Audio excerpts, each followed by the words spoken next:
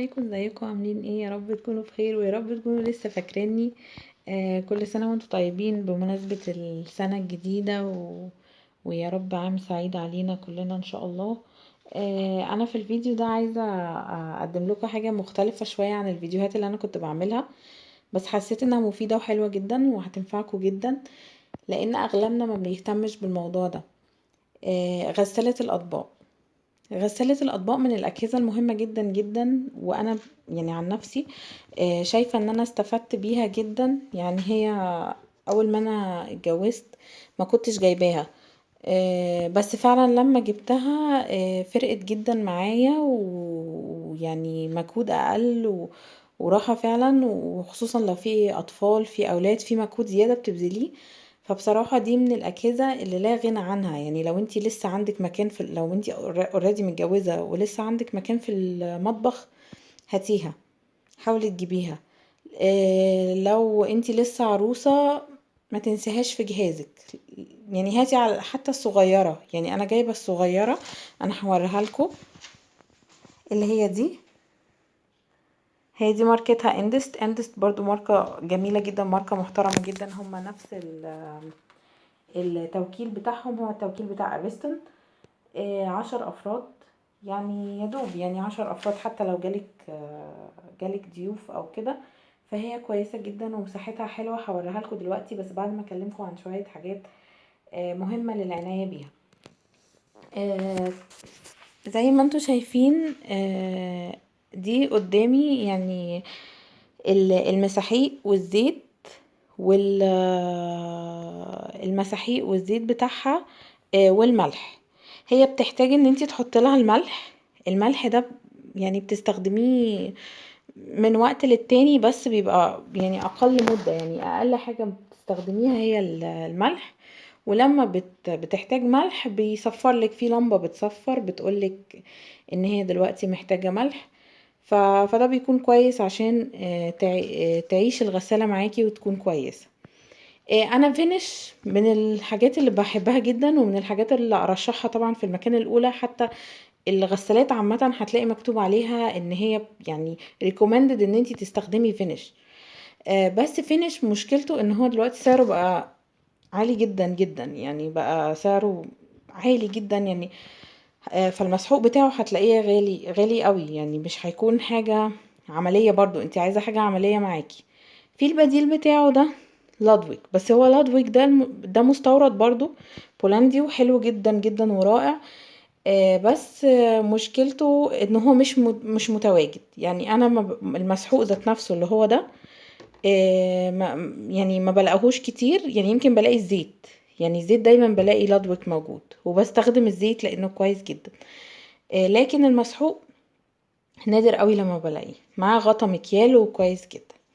اخر حاجة توصلت لها وسعره حلو وطبعا حجمه، يعني انا ما كنتش مصدقه بصراحة، وهي واحدة اعرفها هي اللي رشحتهولي وقالت لي فعلا حلو. لان انا بايوكلينا كنت عمري حتى ما استعملته كمسحوق.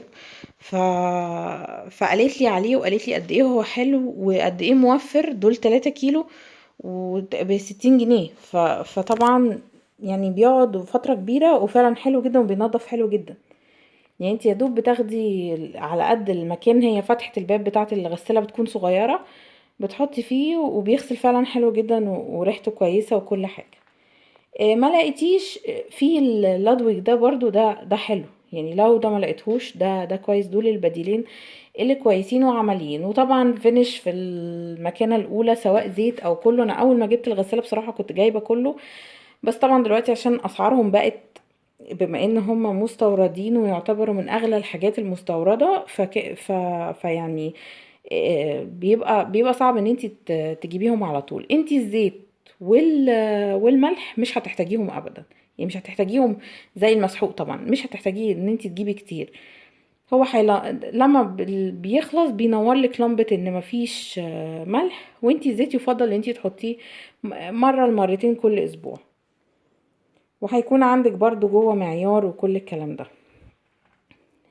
من الحاجات كمان اللي عايزة اكلمك عليها، من الحاجات التانية اللي عايزة اكلمكم عنها هي العناية بالغسالة او ازاي تهتمي بيها.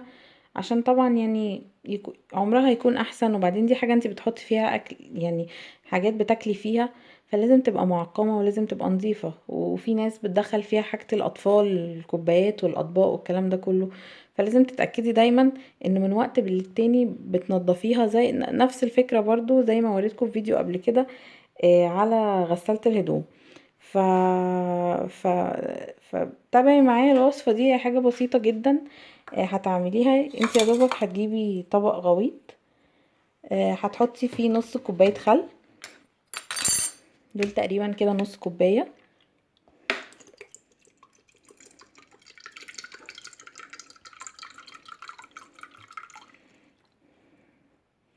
حوالي نص كوباية او يعني اقل شوية. وهتجيبي نص ليمونة هتعصريها،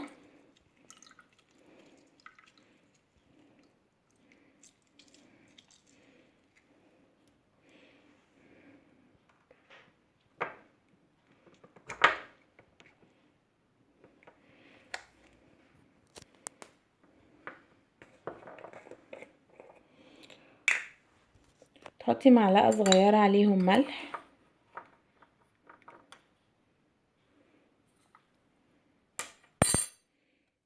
وفي الاخر معلقة كربونات.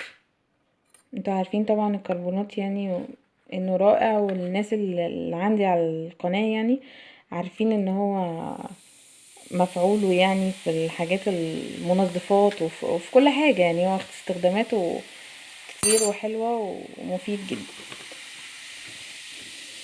هيتفعلوا طبعا كلهم، ده هي يعني حاجة للتعقيم يعني. هيتفعلوا كلهم طبعا مع بعض، وهتقومي واخداهم افتحي الغسالة وحطيهم في الرف الاول. انت عندك الغسالة برضو انا عايزة اوريها لك من جوه، ده المكان بتاع المسحوق، ده المكان بتاع الزيت. تمام. وجوه خالص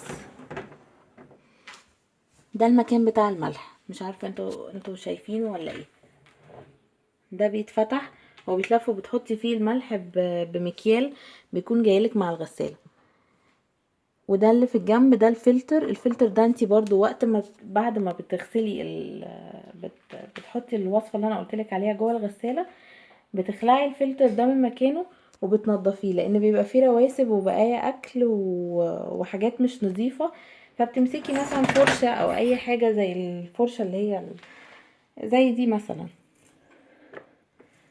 كده، اللي هي الفرشه اللي انتي بتنضفي بيها مثلا عند الحوض او حاجه، وبتقومي منضفه بيها الفلتر ده من جوه. انا برضو هخلعه لكم اوريه لكم اهو.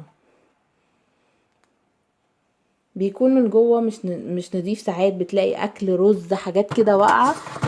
طبعا انت قبل ما بتدخلي الاكل سوري، قبل ما بتدخلي الاطباق الغساله تاكدي ان ما فيهاش اكل، يعني ما فيهاش حتت اكل، عشان ما تسدش حاجه، ما تعملش حاجه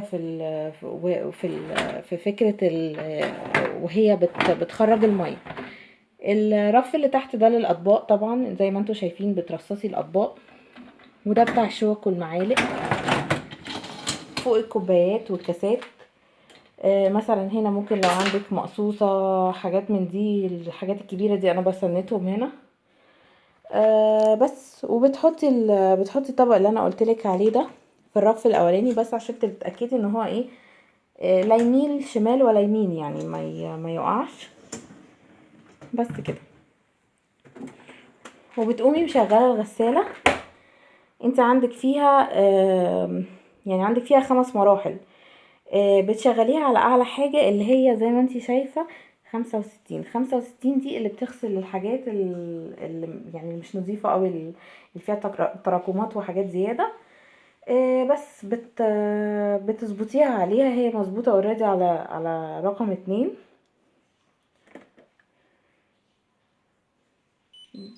بتشغليها كده وستارت.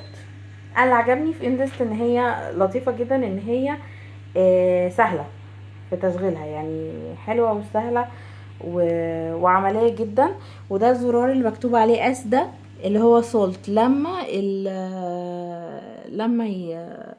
يخلص من عندك الملح، هو ده اللي بينور احمر زي ما قلتلك. ودي المروحة اللي هي بتعقم بعد ما الغسلة بتنتهي، واند طبعا بتصفر لك الغسالة انها خلصت. فدي طريقة يعني مبسطة كده قلت لكم عن غسالة الأطباق وفايدتها، واتمنى يا رب الفيديو يكون فاتكم. معلش طولت عليكم، واشوفكم في فيديو تاني ان شاء الله. باي باي.